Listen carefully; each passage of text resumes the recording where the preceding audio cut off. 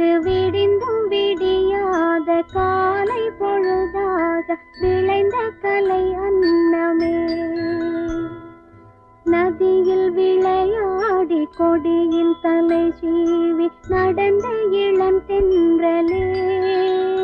வளர்பொதிகை மலை தோன்றி மதுரை நகர் கண்டு பொலிந்த தமிழ் மன்றமே.